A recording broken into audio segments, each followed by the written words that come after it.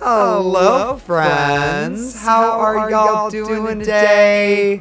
Thank you so much for joining us over here at the Initiative Order. My microphone is so loud right now. We're gonna fix that, and we're saying hello to you. And thank you for joining us for this wonderful conversation about how to be an awesome ally and show up for the community this Pride Month and every day after that. My name's Coral. You can find me on the Twitch at Queer Adventure Time. I do a bunch of stuff. I'm queer, trans, and I'm going to be on the Initiative Order next week for our Masks One Shot, which is very, very exciting. I'm going to introduce our wonderful, let our wonderful panel introduce themselves. We'll do a clockwise situation, starting with Jess. Hello, I'm Jess. Find me on Instagram at Rising Valkyrie. I do a bunch of streams at the moment on different channels, such as this week I've got coming up on Casual Campbell's stream on Friday. And on Sunday is the start of a 6-part series, a mini-series on TIO called the Evermore Tales. And it's going to be very, very exciting, very, very fun. And tune in, it's at 2 p.m. PST, I believe, on Sundays, every other Sunday. So doing that, and also I'll be on D'Angelo's stream at some point as well as a guest star. So if you ever want to check out my stuff, I'm always going to post promos on my Instagram, so that's where I'll be most of the time if you want to keep up with that. And yeah, I'm queer and here to have some fun and talk about some shit. So yeah. And ain't that the tea? Also, LOL chat, did I fix it? Did she fix it? Let me know while Aragidi says hello. My name is Aragidi. I am a two-spirit indigenous person living on Dakota land. You can find me on Twitch at _ARAGIDI_. That's also my TikTok and Instagram. I am sorry. What is my voice doing? You can also catch me on Monday nights over at Coral's channel, where we basically do a lot of crazy shit, and I wear a lot more makeup, like a ton of makeup. My headphones are actually currently staining my ears red because of all of the makeup I wear. Yeah, that's basically me. Do you want to promo the meme page? Okay, I guess I'll promo my meme page, which is at THADDPOLE_. That is at @thadpole_. Girl, it's chaotic. It's very, very truly chaotic. We were just talking about how I have a lot of tasteless memes queued up for when certain heads of state may, expire. And next we've got the wonderful Rachel. Hello. I said that like Ashley Johnson. Oh, hello. I'm Rachel. I am an actor, creator, artist, polymath, pain in the ass. You can find me, my personal Instagram at Manic Pixie Tank Girl. You can find my graphic design, which is gay and nerdy, at Bad Duck Design. You can find me. I'm just starting to do Twitch streaming. I've downloaded Hades because I know people want to watch me play it. So I'm going to be streaming on Twitch more frequently soon. That's Sugar Punk. You can also find me lurking in your chat sometime because I follow a lot of people. And I'm pansexual, agender, ADHDer. If you see me not looking or if it looks like I've stopped paying attention, I may have just left my body temporarily, but I promise I am engaged. Awesome. Fucking vibe. Yeah. It's like, let me just come back. I will be back. Don't worry. Oh my God, did they know how long I was out of my body? Did they know? What the fuck are we talking about? Where are we? Where the fuck are we? It's okay. We'll pick back up. So yeah, friends, this is our wonderful panel. we're super excited to chat, and for sure we're looking for this to be a discussion. I told everybody already before we started that I'm not really looking to like do a whole lot of like rapid fire quizzing questions, but like if y'all in chat have questions, if y'all are like, hey, I've had this thing happen and LOL, did I do the right thing? Or, you know, how would you have gone about this? Like, let us know. We really want to just have a nice, accessible conversation. Yeah. So, to open it up, just the broadest question ever of, you know, being an ally is here to help. You know, ally yourself with the community. So like, what do you need?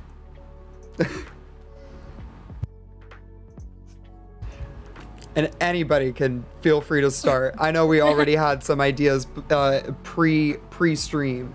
I think the main thing is support, right? The main thing is complete support. Just stand by your fellow queers, I guess, you know?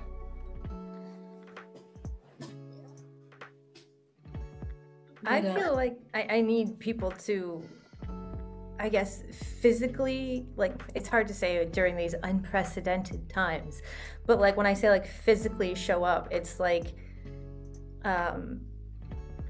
not to get too heavy too early, but I'm in Toronto, and we very recently, like, during Pride Month, had like a hate crime, like within the last 2 weeks, a very bad one.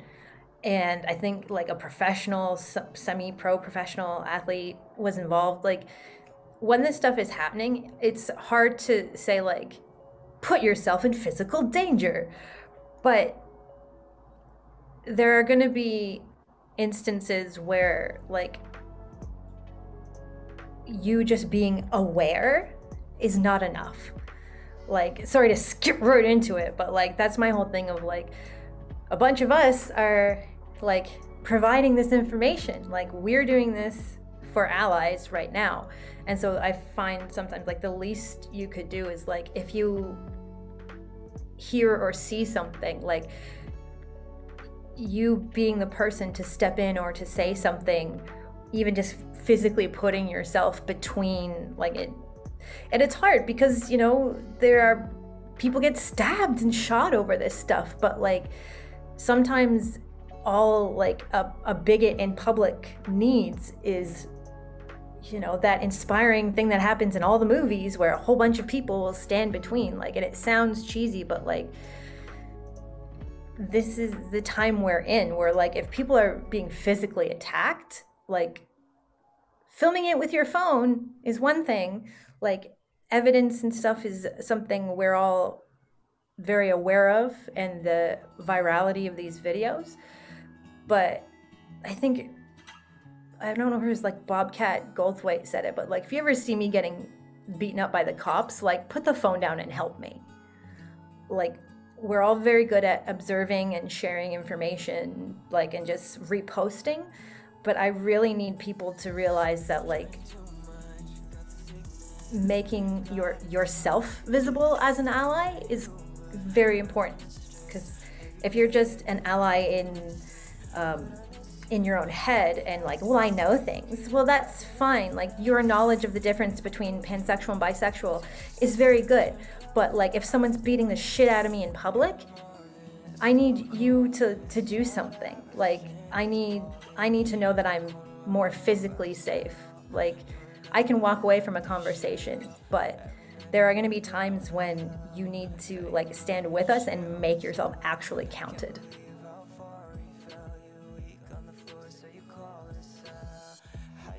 And like, to expand on that point, like, I know a lot of people are kind of afraid to engage with the cops once they see violence happening, because in many states it is a felony to interfere with an arrest. But fundamentally they can't arrest us all, they can't charge us all, and we outnumber them, and that's why they're lashing out even more now, is that they're scared and they realize that people have woken up to like the atrocities they're committing. And yeah, I think it really is a big thing, because I honestly, Rachel, really thanks for like cutting right to the chase, because that's the tea. Like, as a trans girl, I think about my safety constantly. Like, every single time I literally went and picked up a pizza. And before I picked up my pizza, I was thinking about what clothes am I going to wear? How am I going to present? What's the safest way for me to present? To pick up a pizza, I literally walked up, scanned my phone at the Little Caesars fucking kiosk, and got back in my car, right? And, but that's the reality. And, you know, I live in Los Angeles, which is considered one of the most progressive cities in the world. And, literally last year, well, first off, last year was the deadliest year on record for trans people in the US. Just period, fact, during the pandemic. And then last year, there was literally a trans girl who was beaten on Hollywood Boulevard with police driving by. The entire attack was streamed live to Instagram, and the charges were dropped due to lack of evidence. Yep, I remember that vividly. Yep. That was... You can't use the system, you can't beat a system that is designed to hurt you. Like, I'm a very far left person. So there, like, you're voting in all this democratic system. It would be great if it was not literally designed to keep us poor and sick and afraid and in constant danger. So like, saying, well, filming things is good, like having evidence is good, but that's not going to change anything when they, like, especially the people who filmed Eric Garner's murder. I think the person who filmed Philando Castile's murder, they all get charged. They get charged or they get killed. And that is the reality. Like, the system is not designed for us, like the legal system is not designed for us to fight cops. Like, it's designed for them to control us and to protect private property. So continuing to expect these systems to protect us is ridiculous because they're not designed to. And especially, you know, like you said, LA, like I'm in Toronto and everyone up here loves to be like, well, at least we're not as bad as the States. And I'm like, I'm sorry, do you read the news? Like, do you not know anything about your own country? And it's just, people don't understand the real danger and like the type of, and what like real day-to-day systemic violence feels like to live through. Yeah. Actually, just recently, the federal marshals essentially assassinated a community organizer who was outspoken about police brutality just a few blocks from my house, actually. And every night there are protests, and the police have taken to circling helicopters without lights. So they'll use whatever they can, and if they break laws like federal aviation laws, it's totally fine because they're the cops. Jess, you live on Turf Island, in Great Britain. What do you find like you need for aid there? So like, I've had a kind of remotely personal situation that happened that's from this conversation, similar to this conversation. And I was in central London one night, and I was near the gay club Heaven. And I was walking with a friend. We'd gone clubbing, well, somewhere else. we'd walk past it, and there was a targeted violence of a male had attacked a queer male coming out of the club with a screwdriver in front of us. Yeah, that night. And luckily, sad to say, yes, I was scared shitless. I wasn't. Then my fight or flight kicked in. I couldn't get myself to help. I wasn't. At the time I was quite young. I was probably about 5 years ago now, maybe. Like I was 18. Didn't know what to do. Being queer myself, I was so scared shitless, right in front of me. And luckily, bystanders had jumped in and pinned this guy with the screwdriver, and basically pinned him down, like kicked the screwdriver away, and someone called my friend called the police, and everyone got involved, and there were at least 3 people that pinned this guy and stopped him from attacking. And luckily, people did jump in. That's the situation. The sad thing is that doesn't always happen. It does not, because fear is a very big thing, especially when it comes to physical violence. And it can stop you from helping as a bystander. It's not easy to make that decision to put yourself in harm's way, for sure. Absolutely. But I am grateful that people have done that, and people have stood up for that and have helped in that scenario. I'm sorry you had to, when things don't necessarily happen to you directly, but they happen around you in a way that affects you. So I'm really sorry that you had to experience that, and I can't imagine what that must have been like.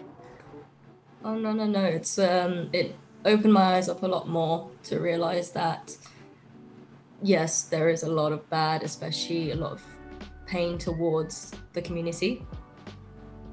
But there are also people like those allies that have jumped in that are supportive and are willing to help when it counts.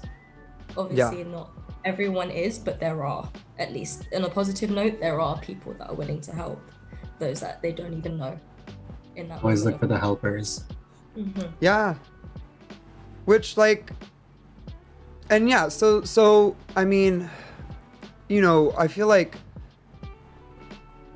the big issue here is the fact that 90% of us have some form of a story like that.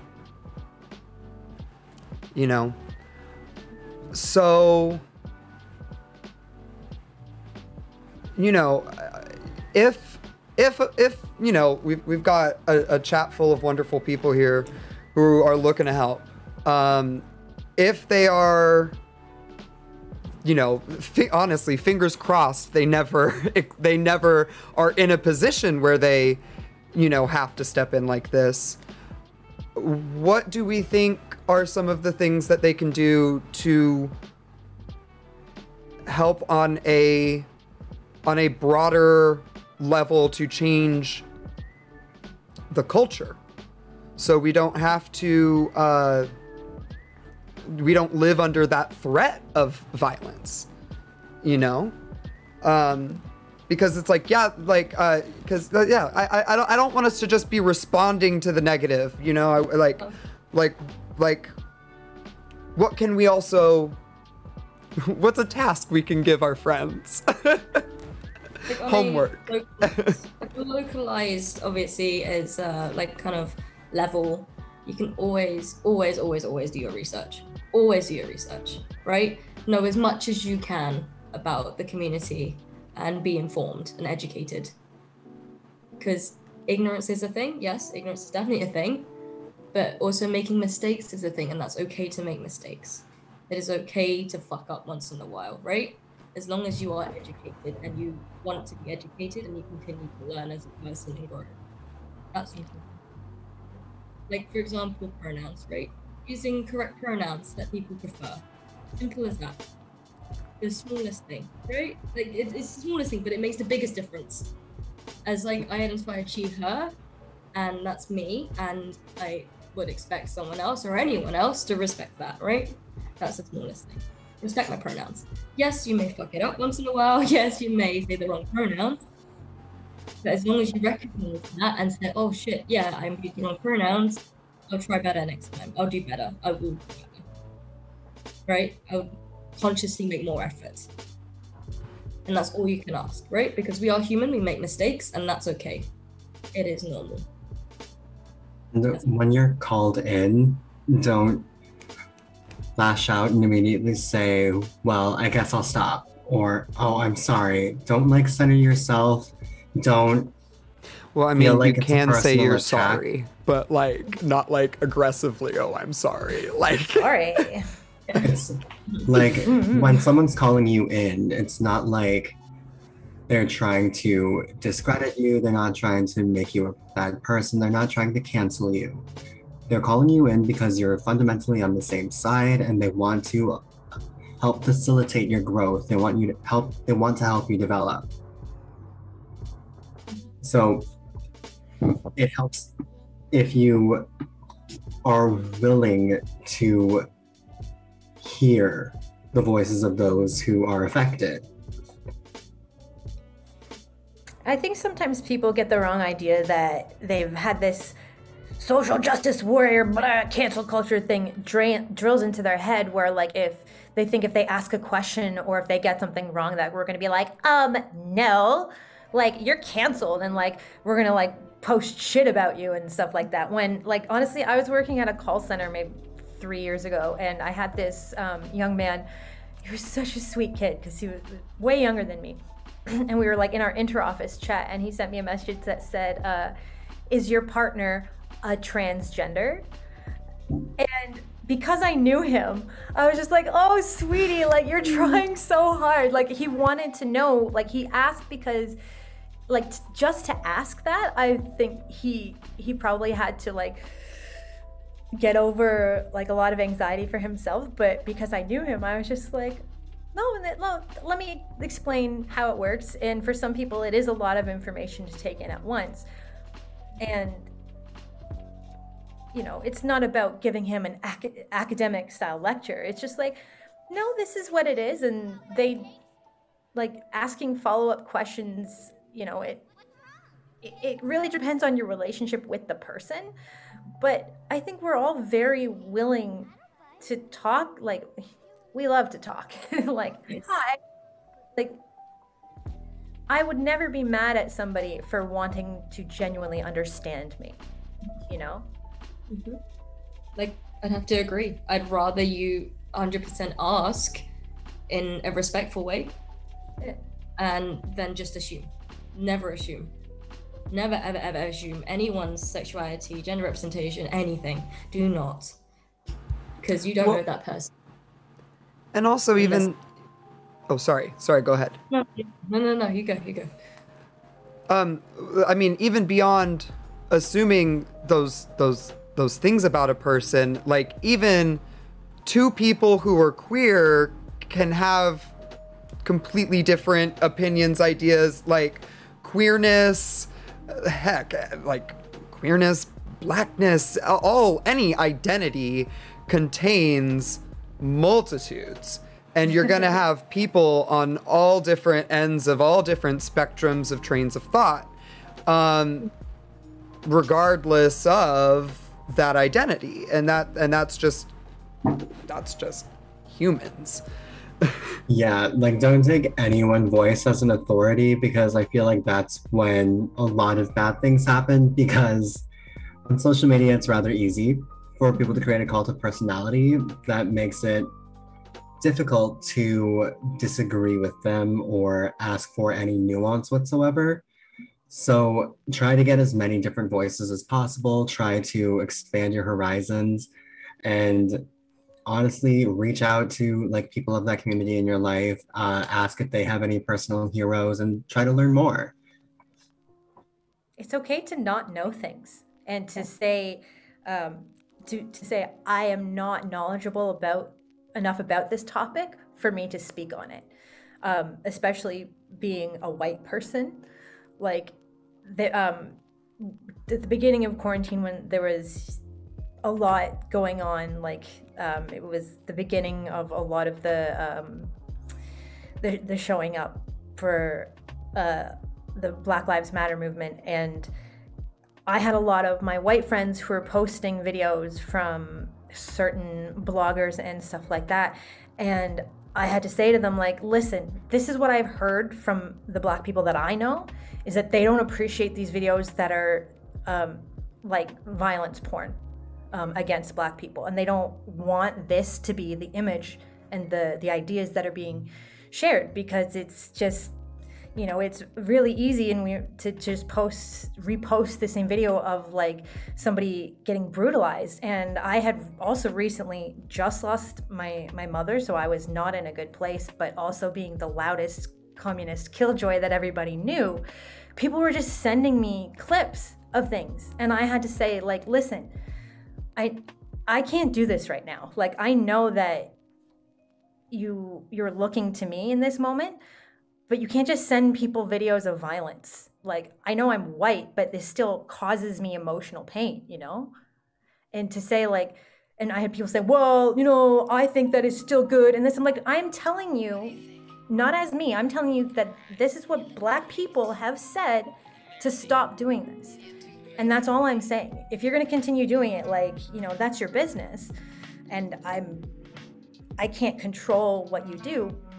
But I'm just saying, if you don't have access to these voices, and like, wouldn't you just be like, oh, well, that's interesting, and then like Google it, like, should I not be doing this? Like, there are certain things, just listen to when other people and like can follow through on that information, you know? Like, you don't have to take any single thing as like, this is the right way to do things.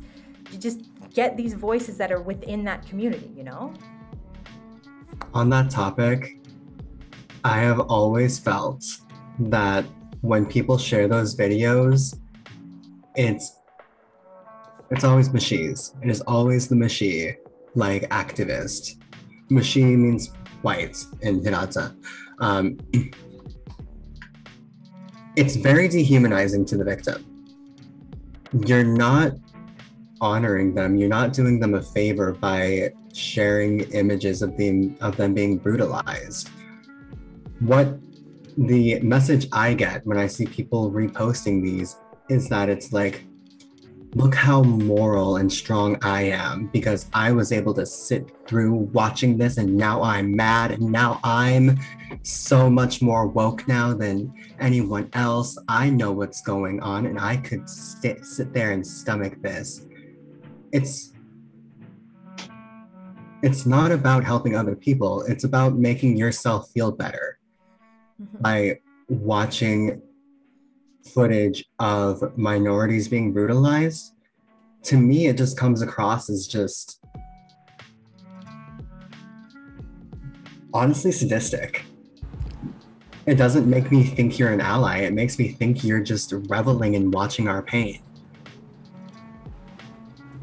Yeah, it's like when the brutality started on Asian American Pacific Islanders. Personally, that hit close to home. There were a lot of videos shared around on Instagram, which is how I found the videos you see of victims, etc. And I couldn't watch it. I could not put myself through that, personally. Especially because everything auto-plays and you don't have a choice. Yeah. And it was very difficult to see. Obviously, yes, I get there is an aspect of raising awareness, but there's another way to go about it than believe people when they say it's happening. Yeah, that's literally the thing, where it's just like, it's like, yeah, like if you don't know, then I don't know how sharing a video, like, it's like just like a bias that like people don't want to admit that it's actually happening unless they see it with their own eyes, because fundamentally a lot of people are egoistic. But I remember one very prominent instance of Asian violence in, I want to say it was New York, and people were like sharing it around like, oh my God, these security people didn't do anything. None of the bystanders did anything. It's like, what are you doing? What are you doing? You're sitting here sharing video of this woman being attacked so other people can watch it and not do anything. You're not raising awareness. You're just like being a fucking armchair quarterback. Like, if I was there, I would have done this. Would you have really? Would you really? Because how do you show up in your day-to-day life for the people in your circle? Yeah. Okay. We keep talking about really big things because, like, that's kind of, I think we're at this point now. It's just like, we can't keep having these conversations about, like, let us help you be an ally. It's just like, bitch, we have been taught, like, how many more times do we have to beg you for your compassion to see us as human beings? And it's things, even things like, people think that someone's saying something. Like, I had a coworker who made a joke about buying Chick-fil-A to piss off his gay roommates. And I'm like, even if you're, like, you don't seem like the kind of guy who actually thinks that, but you think it's funny to say that. And even just having that conversation of that, like, do you realize that people aren't going to trust you after you say that? Like, they don't. That's my thing with cancel culture, where people are like, oh, cancel culture. I'm like, there's a spectrum of, like, accountability and, like, canceling somebody for something they said when they were literally a child. Like, there's always going to be, like, a gray area. But saying to someone, like, you know, that's not okay. Like, people don't know what it's like to try and form a bond with someone. As much as I don't like necessarily making friends at work, but, like, you have to a certain extent, but then somebody says something and then your brain just goes, okay, well, is this a situation where I care enough about this relationship where I have to put in the emotional labor of educating them, or do I just close off that part of my personality from them? Because now I don't know, do you actually think that? Are you just saying it's because it's funny? Like, it still has an impact, and the more people they say that in front of, the more people get normalized, you know, that all of these things are jokes and not a big deal. So, like, you think that, you know, your day-to-day life may not have enough of an impact to stop these bigger problems we're talking about, but even I used to work at Apple, and somebody wanted to refer to one of our meetings as a powwow, and I was like, actually, you know, we shouldn't really say that. And they were like, well, why? And I said, well, if you think about it, like, you wouldn't really say that, okay, guys, we're gonna have mass now. And he stopped, and he went, you know what? I never really thought about it that way. And I was just like, ah! Like, that if only they could all be that easy. No, yeah, it's okay to say, I didn't think about that. And, like, oh, like, thank you for telling me. I'm gonna stop, I'm gonna think of other things to say. And allowing yourself to not know, and you don't have to be necessarily embarrassed. Like, you know now. So just, it's okay to say, I didn't think about that. Now I will. And then do better. That's it. That's what we are. That's all we are. Is that, yes, I fucked up. Yes, I said something that was, you know, offensive. But let's move on. Let's do better and move on and grow, right? That's what we want. I don't want, when I, like, say something to you, I don't want self-flagellation. I don't want, like, you crawling over yourself to, like, apologize. I just want, like, an acknowledgement. Cool, we're good. Let's move forward. If this happens again, I'll bring it up. But if it becomes a pattern again, then we're gonna have to have another discussion. Yeah. But, like, we're adults.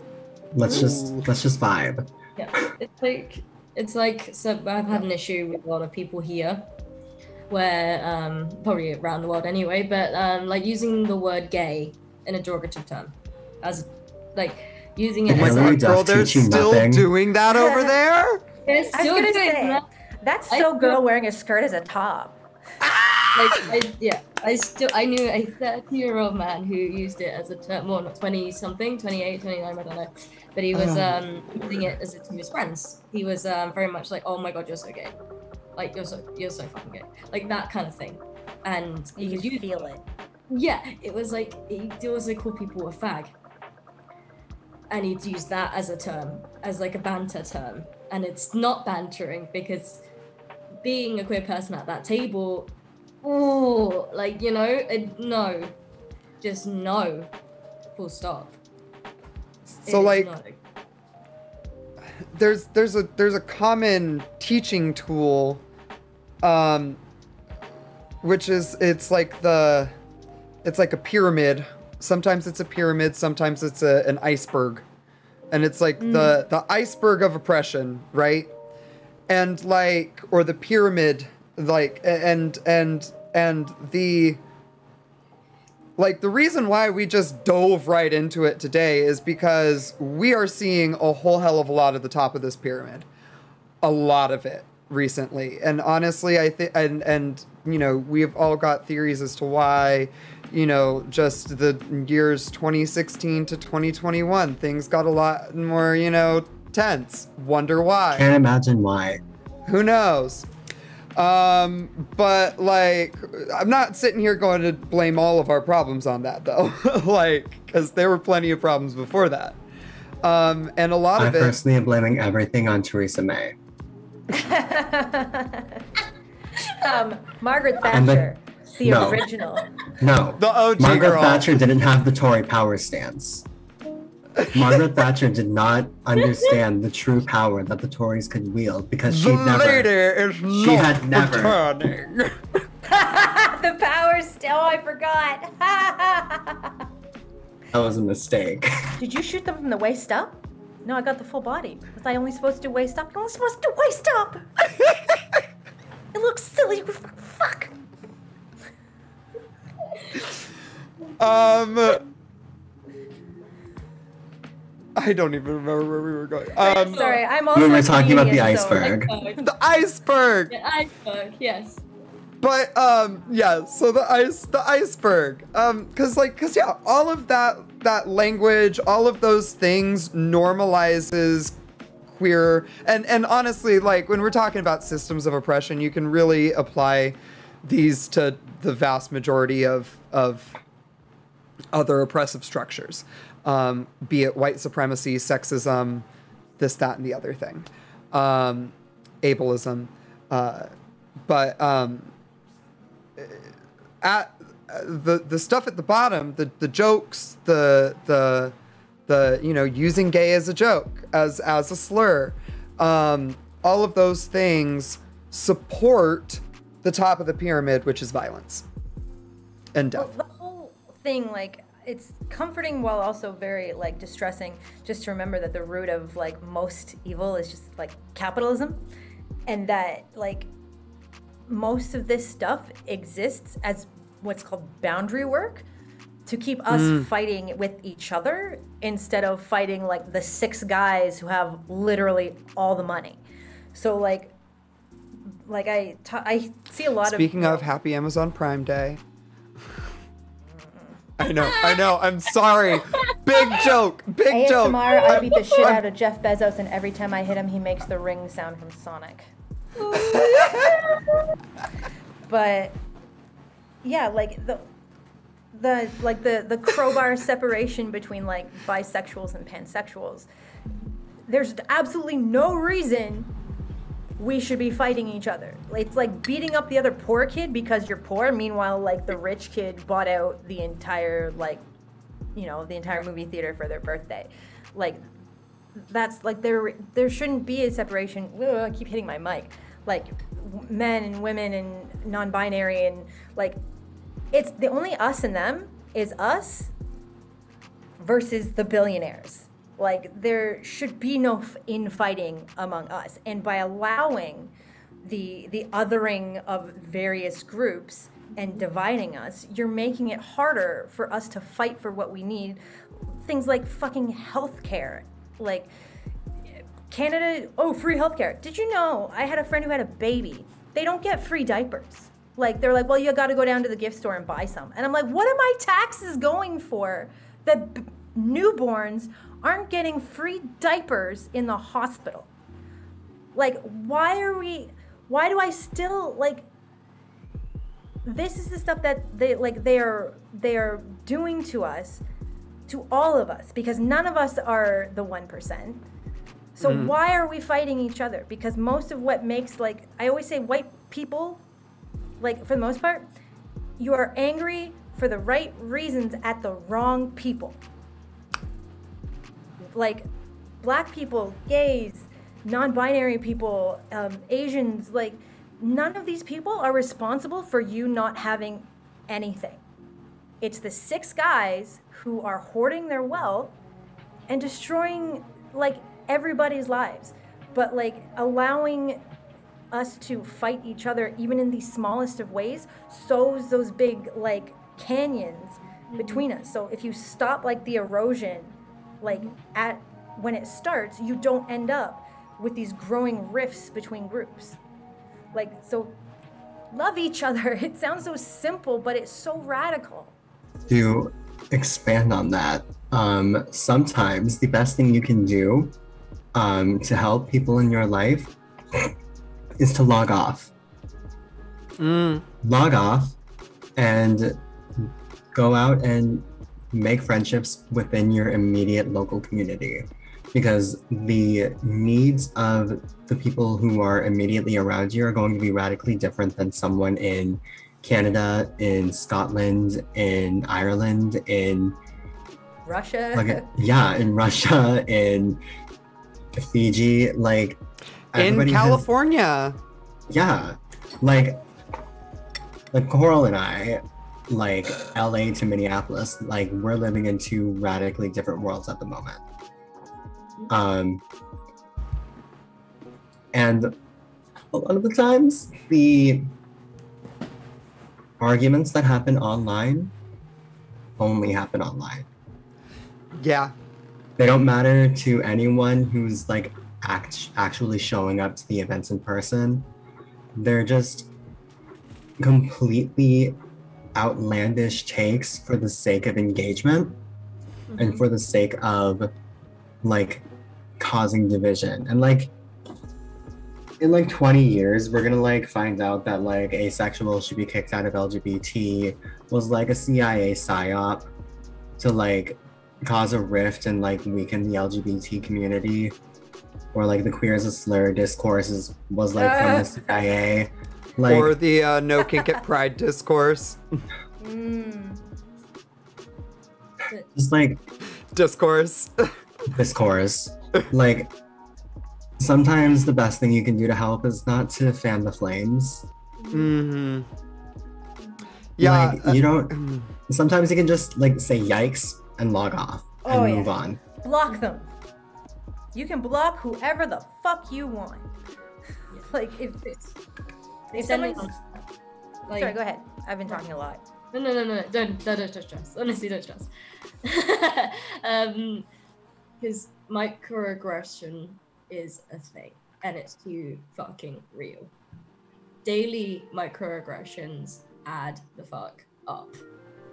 Like, even within, like you said, within the community itself, I've had a lot of microaggression from others in the community, not just allies, people within the community, myself.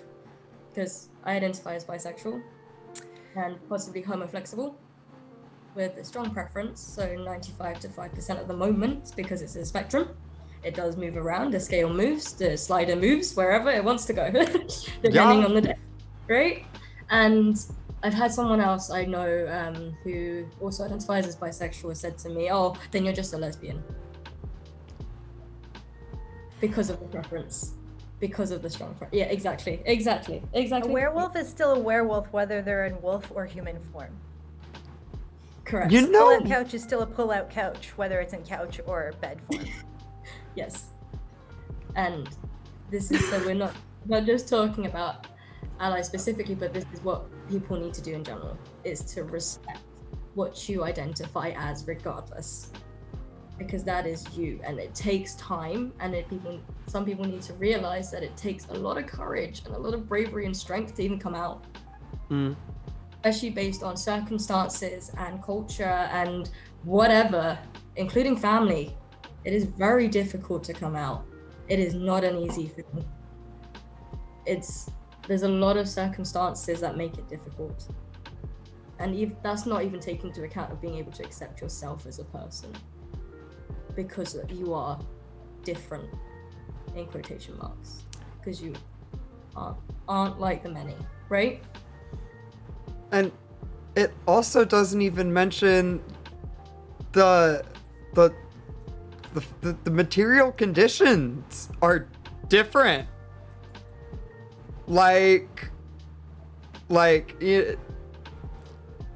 Bitch, I'm a trans girl who needs money. Like, I need it. That is MONEY, so sexy eye. Oh, money, honey.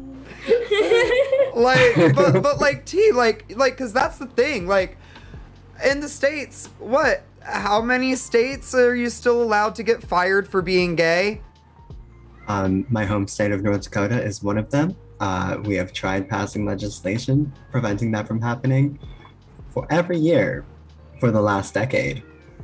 But even then, even if they pass that law, and this is going back to the capitalism is the real enemy, there's always at-will employment, you know? So they can literally fire you for any fucking reason and just be like, oh, because we don't like you anymore. LOL, fun fact, the reason we don't like you anymore is because you advocate for your pronouns.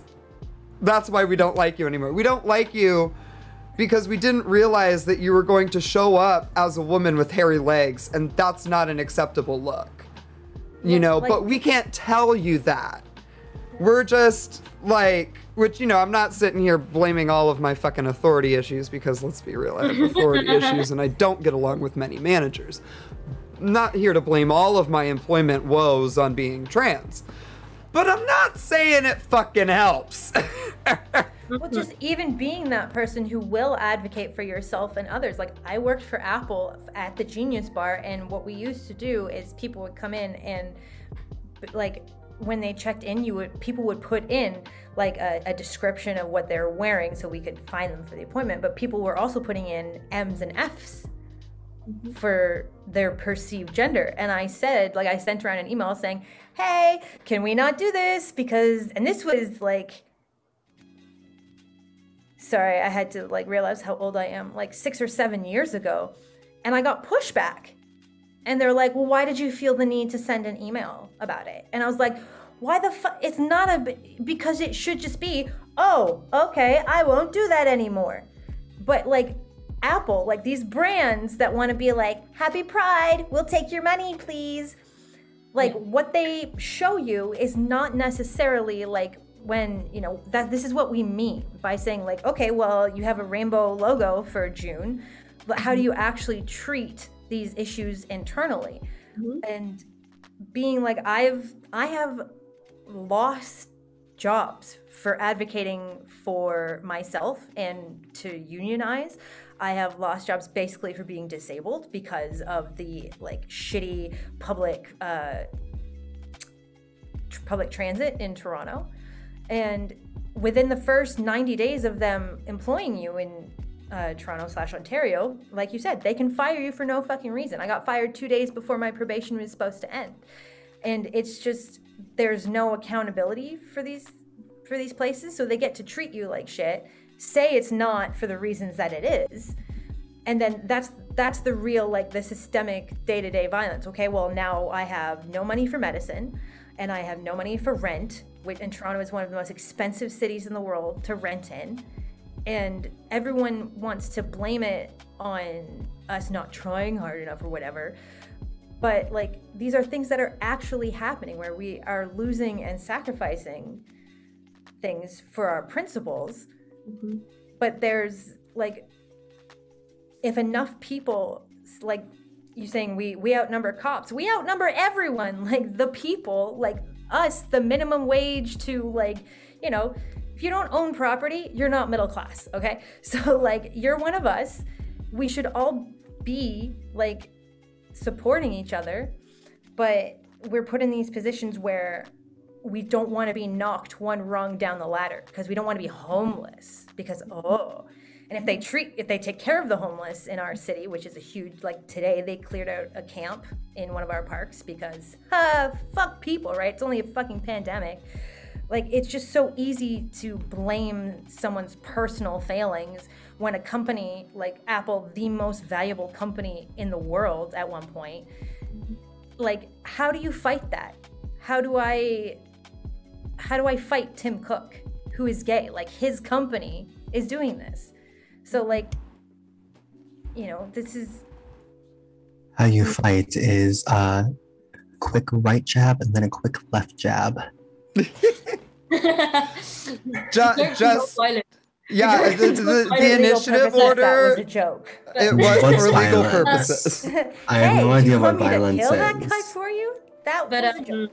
So it's like someone I know has made a point where once every year, one whole month a year, companies, you know, gain so much money from just merchandise to do with Pride. Yeah. Right? But do nothing with it. Right? If only they had given 5 to 10 or whatever percent towards an LGBTQIA plus ABC community charity, you know, to give some support. Like, for example, like the Trevor Projects, right? If 5% of those proceeds went towards a charity that helped our community because they are profiting off of our community, look how much it would do. Well, I'm also at the point too, though, and like, and I'm really glad how just the broader conversation is no longer, oh well, how can I support queer people but I am not political. I'm really happy that discourse is no longer a thing, and I'm really happy how it's all like, we came right out of the gate on this conversation and was all like, if you want to get involved, the first thing that you need to do is you need to realize that this problem is not a person-to-person thing. It is a system issue, and the system is run by politics. And so, you know, honestly, like, you know, we've all got different ways to get there. And I do believe that it you know, it takes all sorts to make a world, and multiple approaching an issue from multiple angles is always going to be more effective than, you know, hardcore driving down one. But that's just my own personal strategic POV. But like, we need to know that we are all moving in the same direction at the same pace, you know. And at the moment, we need to get going, because the place that we are at is it's unsafe. Like, that's the long and the short of it. And you know, how it's connected to politics, like, one of the first things that's on my mind is my immediate safety, which I don't feel protected by the police. I don't feel protected by our public safety system. I don't feel like they're there to protect me. I know they're not there to protect me because I've got evidence that they're not. And I only have healthcare right now because of the pandemic and because I'm on unemployment. And so does that mean that once I get gainful employment and I have to start paying for healthcare again, I'm not going to be able to afford my transition? Like, are my estrogen pills going to go away because I get a job? Well, I have health insurance through my employer, and it does not cover the specialist that I need from the various ear problems I have. Right? And like, it doesn't even cover hearing aids or anything, so I'm just like, oh, whatever. May as well just not have any. This is how they can get around the government interfering in your personal shit, is they put all the power in the hands of employers. So they don't need to say, like, like, they don't need to restrict your, like, should you be fired? Like, being fired for being a racist is fine in my book because you're an unsafe person. Firing someone just because they're gay is fucked up. But by putting that power in the hands of employers, like saying like, oh, I found out that you like made one Facebook post that criticized our company, fuck you, you're gone. Like, you don't need to have like an Alexa or a Google Home listening to you, because like an employer will do it for you. Like, you don't need a military draft when you have college debt. You know, that's why that's there. Like, so why are social services bad? Because they need poor children to become soldiers someday. They need the separation between poor and rich to exist in order to get you to do all this shitty stuff that you don't have a choice to do. Like, there's so many people, so many beautiful people whose lives are not fulfilled because of stupid bullshit money.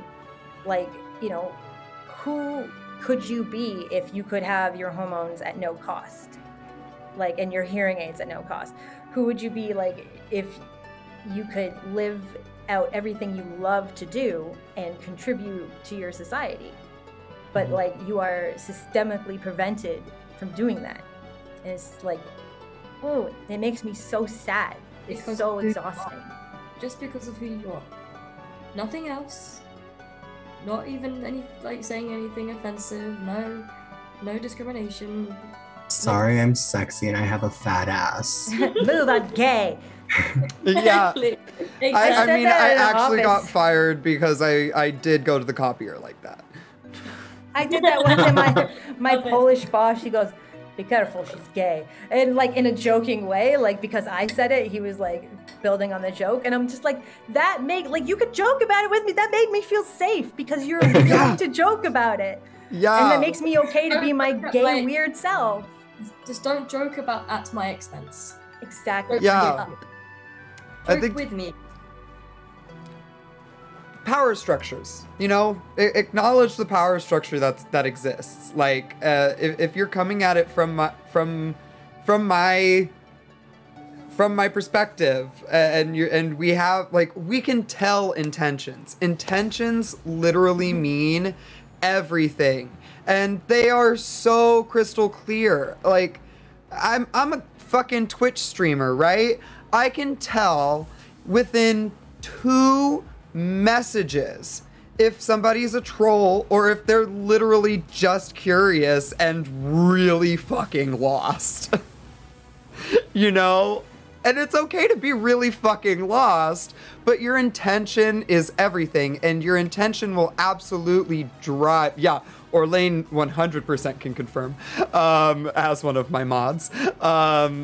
But and that's gonna drive the way you interact, because if your intention is to be good and help these people and understand where they're coming from, then you are going to approach it from a place of understanding, as opposed to my mother saying, okay, but you're still a boy. And it's all like, you know, like that's not how that works.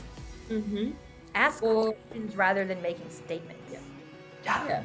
Like saying, for example, my grandma the other day saying, oh, you don't seem gay. You don't look it. You know? It's just shit like that. Like, come on now. But it's like, and What that's am I the thing supposed is, to look like? Right?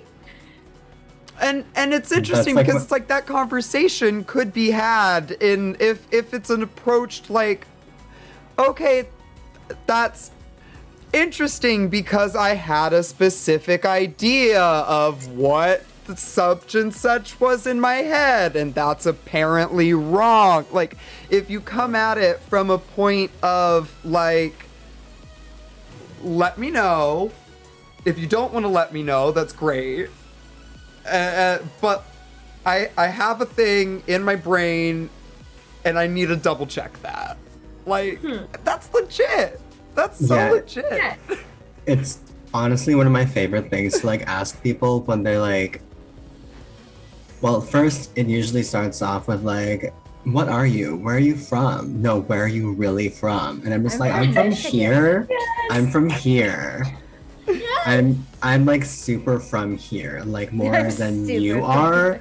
And then they like don't understand. I'm like, I'm Native American. They're like, oh, you don't look it. And I'm just like, what does a Native American person look like? Like, I understand I'm pale. Like, I haven't gotten any sun this summer, so I'm still very pale. I'm a 3.5 in the Kosas Tinted Face Oil Lotion Foundation. She's an MUA, friends. Obviously. But like, I look like the rest of my family. I'm just like a couple shades lighter. Like, what am I supposed to look like? Sorry, I forgot my feathers at home. Do I need to go? Do I need to go get the horses? I'll go get the horses and I'll go make sure that my teepee and the buffalo hide are good and strong. Like, come on. What am I supposed to look like, hon? Do people say that? Do people have, like, I would assume you have a very different perspective than we do, just in terms of how people make assumptions about you and your culture and like how you just like what your life must be like. Do people find it hard to reconcile like queerness with, and I'm sorry, here we say like First Nations and like Métis. Do you guys say Indigenous, or I'm not sure what you... Honestly, any work for me, because Okay. like North Dakota, we're basically South Canada. Like, we have Métis here, but Métis are a specific Yeah, cultural group. like European and as well. Yeah. But do you find that people like are like extra curious about like, well, how does that work? Like, Do your family accept you? they're not white, so like... Yeah, people are confused about it because, like, you know, the only queers are obviously white. So they just kind of, there's sometimes like that like extra moment where it takes them to process and understand that, like, yeah, I actually exist as this. In uni, my friends and I used to joke that if someone were to ask me how I was marginalized, I would say all of them, or just yes. Because if we go down like the checklist, like, I'm hard of hearing, I am trans, I am queer, I am Native American, like, ask me. I hit every like box on the check mark. So there's like kind of a misunderstanding, and then like if I introduce myself as being Two-Spirit, there's an extra like little TED talk that has to happen. Because like I feel like a lot of people view Western culture and European specifically as being the standard endpoint of civilization. Yeah. Because it took Western society this long to understand that queer people exist and are not deadly dangerous. So obviously when we came to the savage new world, it was worse. Yeah. Like, they didn't exist and they were obviously being slaughtered. Like, no. We were healers, we were artists, we were religious leaders. Two-Spirit was brought about as sort of a pan-indigenous signifier, as a way to unite people across nations and as a way to unite gender and sexual concepts that existed pre-colonization. It was voted on, I want to say in 95 or 96 by the National Congress of the American Indian. And if you look at nations across Turtle Island, like, concepts have been there for millennia. There is a specific dance in Lakota tradition that welcomes a trans person into their identity. In Hiradza, we have a word, miari, which translates as basically So there was a book published in like the late 1800s by this dude who came and like lived amongst the Hirata. And Is this the dude who came up with the B word? Berdash? Because that was... Have you never heard that name? Heard that word? Because that's the first time, like the first time I'd ever heard of Two Spirit, I heard it referred to as Berdash, but it was, but that was the colonized term, like that was given by a white dude. So I would not be shocked if it is the same dude that you were about to tell us about. I mean, like, I had never heard that, but also growing up, I had never heard anyone pronounce Sacagawea as Sacagawea. So I feel like that's a white people thing.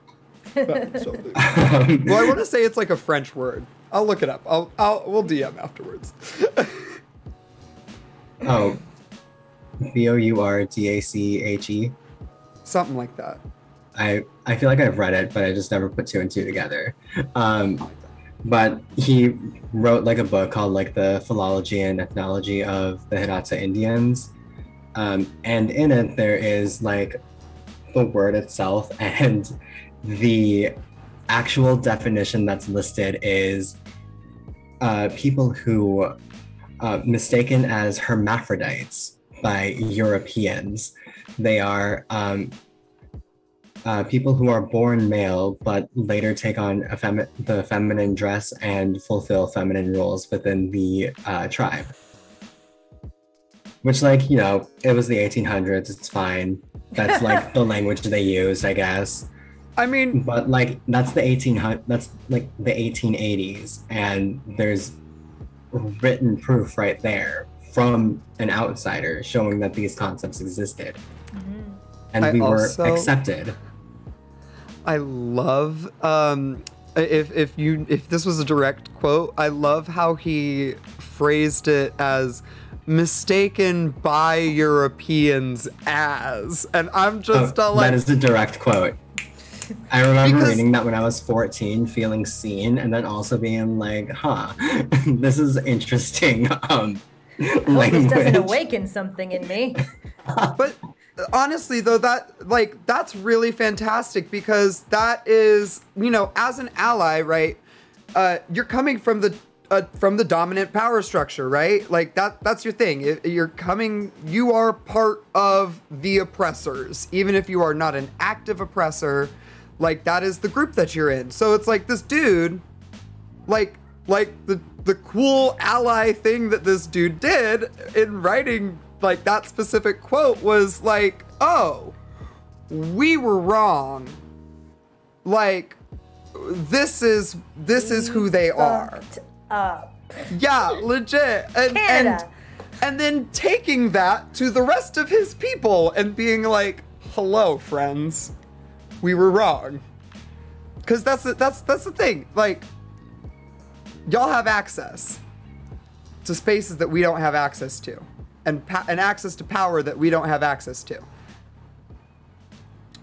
And resources that we don't have access to. And like the internet does exist, and it's a great way to educate oneself, but also be careful where you're getting your sources from. I know it's a common refrain amongst people to say, oh, just Google it and educate yourself. I feel like we as allies and we as members of the community both need to be mindful to maintain a dialogue of education. It needs to be a two-way street. And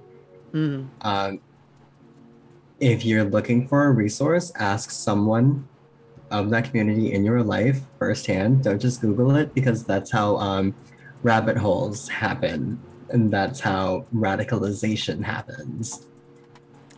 I think a lot of people who, like, the people who I've maintained in my circle, they're the type of people that will post these resources actively. Yeah. So especially, like, I'm not going to go looking necessarily for, like, I'm not going to ask one of my, I've got a, you know, Black trans friends, and I don't want to put more on them to be like, hey, can you tell me this? Like, I already know that they've posted these things. So, like, there are so many people who you can, like, if you trust this person, like, see who they're following and see who, like, I think we were saying, like, who's one of your heroes? Like, who do you, like, and asking permission, like, hey, like, I don't want to put this on you, but I'm looking for, like, advice from someone I trust. And you can say no if you want to, or don't respond. That's fine. Like, full on just, like, asking with the expectation of an answer can be really, like, I'm tired. Like, you don't know how many conversations they've had like that today. So just be like, hey, when you have a minute, and, you know, if it's okay with you, like, you know, and if they say, you know what, I can't, like, I can't keep that emotional space for you right now because I need it for people in my community. Like, you know, that's not them saying, fuck you for asking. That's just them putting up boundaries that are totally okay. But there will always, you know, if people, like we were saying about intentions, if they're people you have relationships with, like, ask. But I feel like most of the time people understand that you want to understand them. And that's where the open dialogue comes from. This is where the open conversation comes from. This is where it all starts, is asking a question with good intentions. Because otherwise, people just stay ignorant, people stay in the dark, because out of fear of offending or fear of misspeaking, etc., right?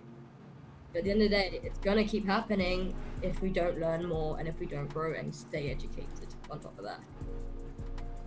Because that's how a pattern starts. Yeah, and go for it. Sorry. No, go for it. I have a question for the table, actually, the panel. If you don't mind, Coral, of course. Yeah.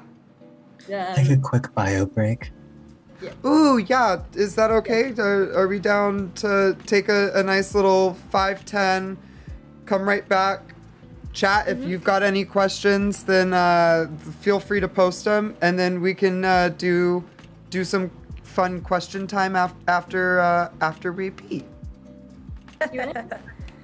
In whatever Awesome. fucking bathroom we want. Yeah. In also Personally, known I'm as choosing Ronald Reagan's grave. Happy Pride! And with that, Happy we'll Pride. be right back.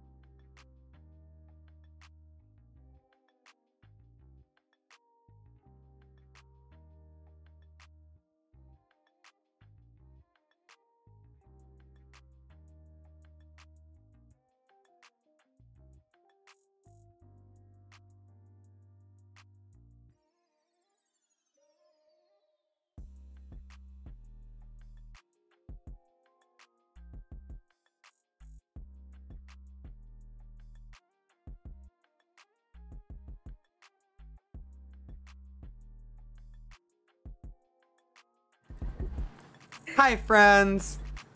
Thanks for sticking with us while we take care of human needs.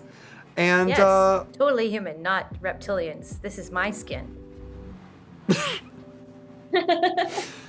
let's get back to talking about our needs. Yeah. I need fried chicken. Ooh, good shout. Popeyes. Good Like shout. long walks on the beach, big dicks, fried chicken. Anyways, I'm new in Jess, town. you wanted to ask a question. What's Yeah, up? so I wanted to open up a question. So Instagram, as most of us will know, is opened up to adding pronouns in your bios, right? Yes. And obviously there is always controversy with anything in this world. And there obviously is a discussion where those who identify as cis, or not, they should add their pronouns onto their bios. It's that kind of conversation that was being had over it, and why they should, if so be it. Obviously, personally, I think it'd be great if everyone can do it, just to normalize it, and just to be like, these are my pronouns, this is what I identify as, this is what I like to be identified as. Here we go. If you do identify as pronouns, that, you know, like, that's... I don't have pronouns. I'm normal. Yeah, I mean, Like in if Russian y'all and see, Italian. Aragidi literally has no pronouns. Like, we asked, like, hey, what pronouns do you want to put? Aragidi's like, what's a gender? But that's the thing. I'm agender, so sometimes when I'm around like all my gays, like when people ask me like what my pronouns or like what I am, I'm just like, oh fuck, yeah, that whole thing. Like I forgot that's like a thing, because it's just, I don't know, when you're around people, you just kind of see them as people. Mm-hmm. But in those instances, it's like, well, how am I supposed to know you're cis? I don't know. So like, I don't know.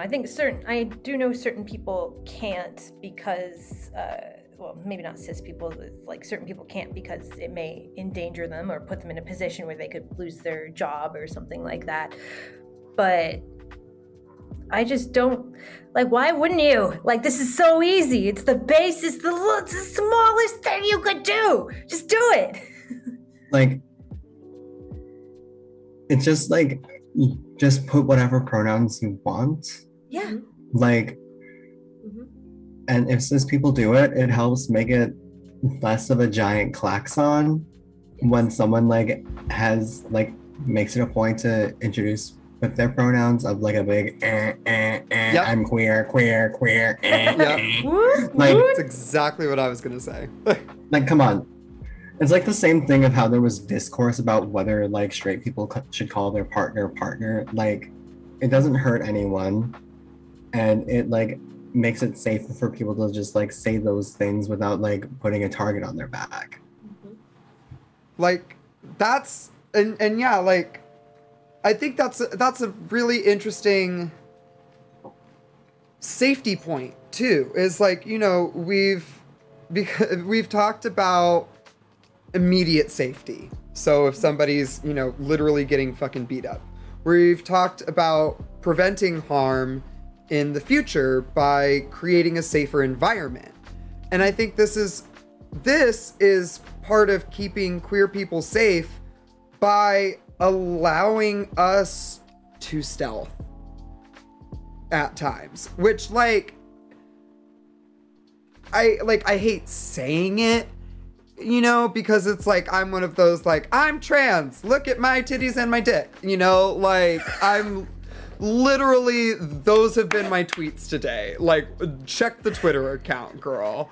And like, but straight up, like, you know, it, like Aragidi said, it 100% puts a giant spotlight on me when I'm the only one who has to say my pronouns, because I know I'm going to get misgendered if I don't.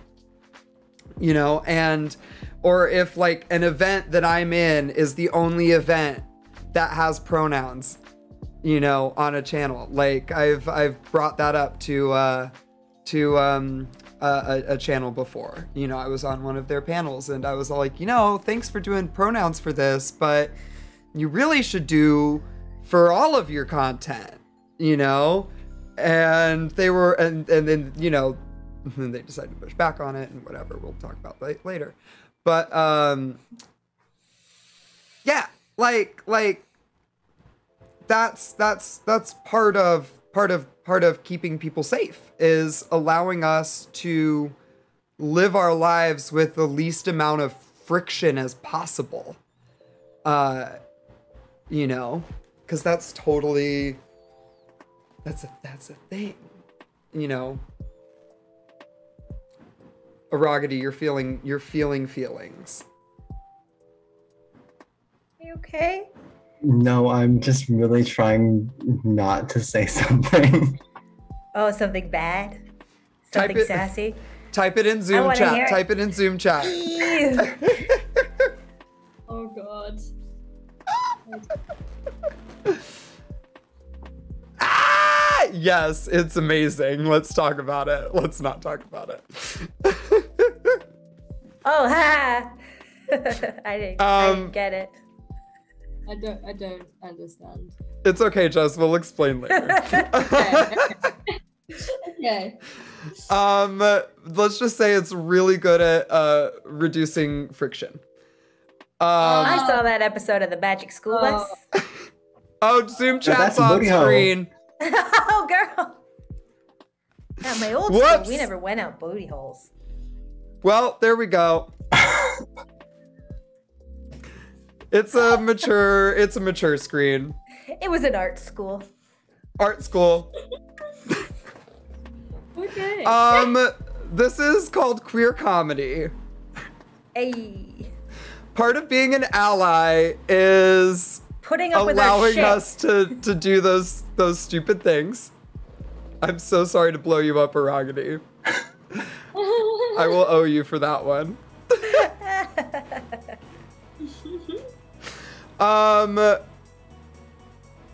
With that, audience, do you have any questions about anything at this point, I guess?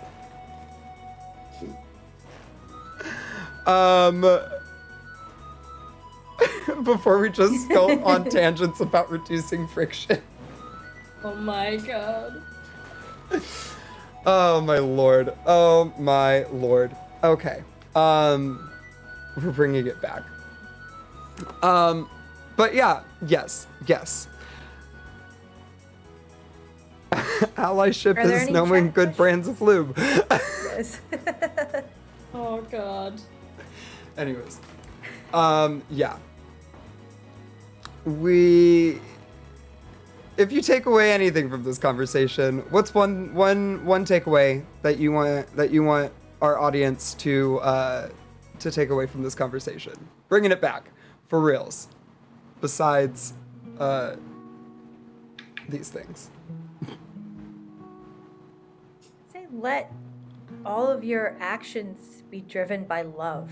And it sounds cheesy, but sometimes love is, you know, an emotional, soft thing. Sometimes love means fucking shit up. Sometimes love has to be radical. Like Jesus was the original table flipper, you know? It's kind of, it's the easiest way to know that your intentions are, like, you will make mistakes, but if your intentions are always to love as strongly and as unconditionally as you can, like, that is a really good compass, in my opinion. And it takes a lot of work to find how that works best for you in practice. But just know that everybody was somebody's baby once, you know? Like, we're just all trying to get by as happily and as peacefully as we can.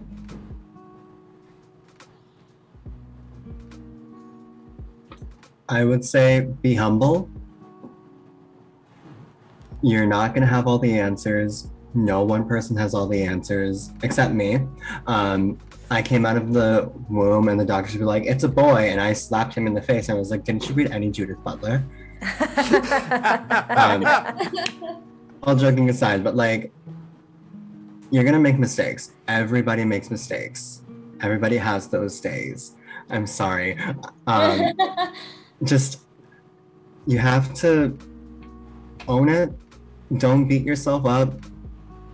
And learn how to forgive both others and yourself, because a lot of discourse we see that like kind of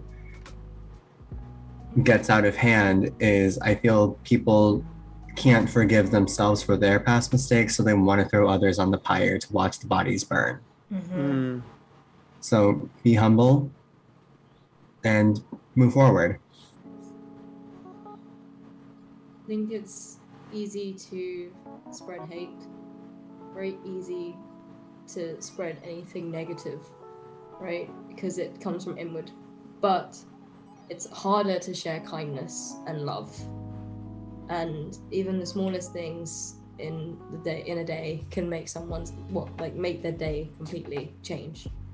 Right? It's the smallest bits of kindness to each other, as human beings, that makes the biggest difference in the world. Because all you can do is everything on a local basis. What you can do is help people around you. What you can do is, whether it's your Starbucks barista, whether it's, your best friend, whatever, just share kindness, share love. That's all you can do, share positivity, because the world is dark enough as it is, but you need to share the light within yourself. And that was so fucking cheesy and I hate myself. But here we are. Well, I mean, like, I don't know, it's not wrong. Like, it really isn't. Like, honestly, I feel like that's the intention is everything. And if we are progressing in the same direction and we all understand the urgency needed to get there, then why shouldn't we be able to find common ground? So yeah, no, I love, yeah, absolutely. And for me, it's allowing that love to show up in all aspects of life, not just in the ways that you think it's appropriate, or in the ways that you think it's safe, or in the ways that, in the ways that you think it's safe, or in the ways that are comfortable. And that's kind of going with what Rachel was saying, with sometimes love has to be radical. It has to be fierce. I have stopped looking at love as a passive emotion. And I've started looking at love as an active action. Love is an act. If you love the community, then act on it in all aspects: work, life, home, whatever, wherever it applies. Like, when I see you wearing that shirt, like that you chose to wear that shirt today, Coral, like it just makes my heart happy, because like you like wearing it and you like people seeing it, and it like you have to know that it makes me happy to see it. And that like small like little thing just makes me go, oh, friends. Wait a minute, People hold on. Care. Hold on. We're not on my stream, but is my chat command gonna work? No, it's not. Yeah, friends, you can find the gender. Oh my God, what's the name of the line? Gender fluids. Gender fluids. Yep, I was all like, I know it's right. Puns. That's fluids. Also what you have to put up with. Mm-hmm. Yes. Yeah, we also come up with great puns. Spectrum, lightly flavored. It's amazing. It's amazing. But yeah, thank you all so much for being here and being part of this wonderful panel and giving us all of your amazing thoughts and feelings and opinions, and I hope our wonderful, we've been getting some good feedback, so people have been saying it's been helpful. Do y'all want to let us know where you're from? We'll go the other way around this time and start with Rachel. Hello, I'm Rachel Beauregard. I'm actor, comedian, designer, crocheter, general pain in the ass. You can find me, my personal Instagram is Manic Pixie Tank Girl. My design, where you can see more of the gender fluid line, they're very comfy and all like gay made. They're somewhat expensive, but I put them like they're as cheap as they possibly can be because I want people to have them. If you want to get them, I will help you get them. I just make them so that people can have them. I don't try to make money off it. You can find me on Twitch at sugarpunk. Oh, my Instagram for design, sorry I have ADHD, is Bad Duck Design. And you can also catch me out back of your local IHOP fighting homophobes. Fuck yeah. Yes. Aragidi. Hi, I'm Aragidi. You can find me on TikTok, Instagram, and Twitch at _ARAGIDI_. I am a makeup artist and general nightmare to the human race. I also do a lot of drag. I range from like cybernetic glitch nightmare from the future to spirit from the closest nebula come to haunt mankind for neglecting her own children, for neglecting their mother, because we are children pretending to be gods. Yeah, I work a lot within queer horror and comedy, both of which can be found on my meme page at THADDPOLE_. That is Thadpole_. We're gonna be good friends. Oh, like we were getting requests for the meme page. And Jess. Hey, I'm Jess. You can find me on Instagram at Rising Valkyrie. I do a few actually now TTRPG streams on the Initiative Order. And there'll be a project coming up, and also on D'Angelo's streams, on his Twitch channel, and also on Casual Campbell's channel. At the moment, that's what I'm doing. I'll be here, bits and bobs. I kind of flitter in and flitter out, just like my element from my zodiac sign was a Libra. As I please, and you know, I am here and I'm there and everywhere. So definitely come to talk to me. I'm definitely open for open conversations, dialogues, whatever you want to talk about, whether it's anime, video games, whatever you vote, whatever. Yeah, just DM me and we'll just have a chat. I just make some friends. I'm just here to make friends, right? Have fun, share love, share peace. Everybody say love. Love. Wow. Everybody say fracking. Real. My home reservation is the epicenter of the oil boom in North Dakota. Oh God. Jess, can you just say bruv for me once? Oh, You say you're right, bruv. Bruv. I didn't know about you, but I'm a gap year. Yeah, And mate. I literally found myself on my gap year. That's mental illness, isn't it? You Um, what? You what? I went to this party and I got absolutely blitzed, my darling. I just had to have a tactical chunda in the garden. Right chuffed. You bloody, it's wrong! Well chuffed, yeah. And with that, friends, my name's Coral. I'm at Queer Venture Time on the Twitches, Q Venture Time on the Twitters, because queer is too long, and thanks for being here. But keep going, y'all. Keep going. I wasn't trying to cut this off. Literally keep going. My friends.